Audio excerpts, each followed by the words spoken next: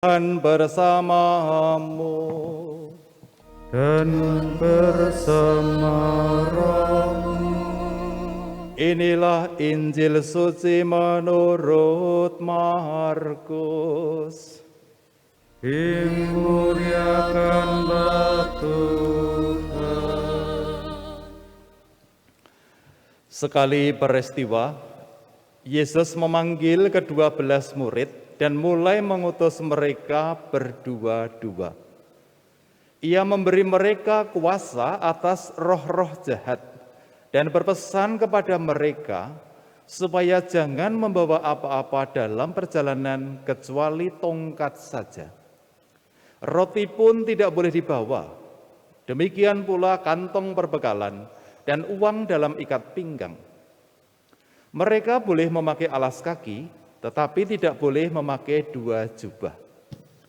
Kata Yesus selanjutnya kepada murid-murid itu, kalau di suatu tempat kamu diterima dalam suatu rumah, tinggallah di situ sampai kamu berangkat dari tempat itu.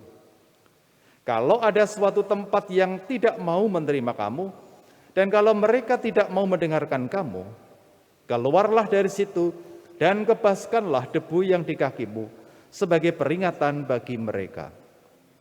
Lalu pergilah mereka, memberitakan bahwa orang harus bertobat. Mereka mengusir banyak setan dan mengoles banyak orang sakit dengan minyak dan menyembuhkan mereka. Demikianlah sabda Tuhan. Terpujilah Kristus.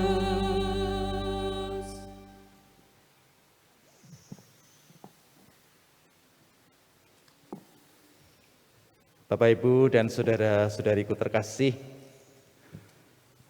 setiap orang pasti ada suatu kebanggaan kalau dia memiliki suatu posisi tertentu di dalam hidup bersama, memiliki kedudukan atau boleh diistilahkan jabatan.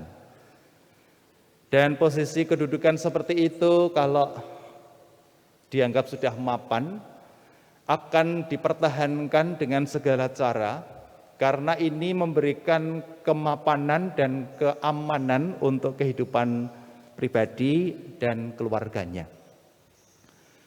Kalau spirit duniawi ini sangat kuat dan tidak diimbangi dengan spirit yang lain, maka orang akan mudah merasa terganggu, orang merasa terancam oleh kehadiran orang lain yang dianggap akan mengusik posisi dan kedudukannya tadi.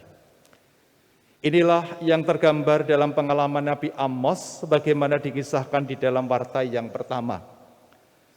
Amasya, imam di Betel, merasa terancam, maka mengusir Nabi Amos supaya tidak bernubuat di tempat itu.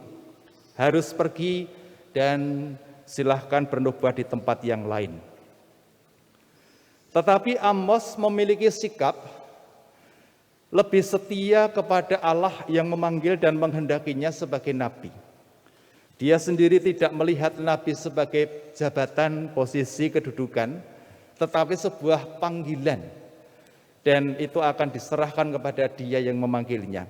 Suka dan tidak suka, senang dan tidak senang, Amos akan melaksanakan selama itu adalah panggilan dan kehendak Allah. Dan semangat inilah yang ingin dikobarkan Tuhan Yesus kepada para muridnya, sebagaimana jelas di dalam pengutusan para murid berdua-dua dalam warta Injil tadi.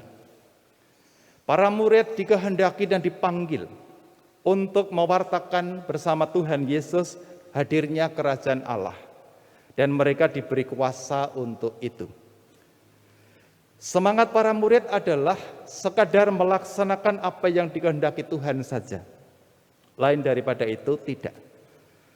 Dan inilah semangat penyerahan diri para murid, sebagaimana juga Nabi Amos yang diperlihatkan untuk menunjukkan bahwa orang bisa tidak terbelenggu oleh kemapanan karena posisi kedudukan yang dijalani atau diterimanya. Orang bisa bergerak kemanapun lepas bebas tanpa terbelenggu oleh cita-cita atau kenyataan akan kedudukannya sendiri. Rasa saya inilah yang perlu juga kita kembangkan serta menjadi panggilan kita pada hari ini. Kita sama-sama dipanggil Tuhan untuk ambil bagian secara nyata demi hadirnya kerajaan Allah lebih nyata di tengah-tengah kita. Maka itulah yang kita layani selama ini. Kehendak Allah adalah segala hal yang membawa kebaikan, membawa keselamatan, dan khususnya keselamatan itu pada saat ini adalah kesehatan yang semakin baik bagi kita, orang-orang di sekitar kita, dan kebersamaan hidup bersama ini. Kesehatan itulah yang akan menjadi prioritas isi dari keselamatan dan kerajaan Allah tadi. Maka kita diundang untuk ambil bagian demi terwujudnya kesehatan yang semakin meluas dan semakin nyata bagi banyak orang. Minimal sikap kita adalah setia, taat kepada segala ketentuan, segala aturan, segala himbauan, baik dari pemerintah ataupun dari gereja, agar kita memiliki sikap yang tertentu, sekaligus kita pegang teguh di dalam masa pandemi ini.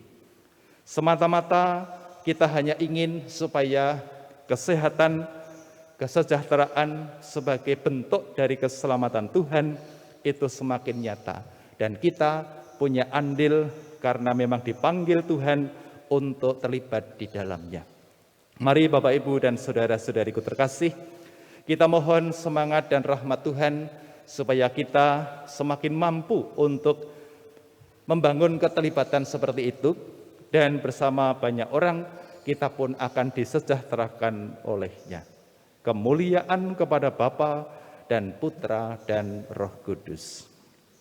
Seperti pada permulaan,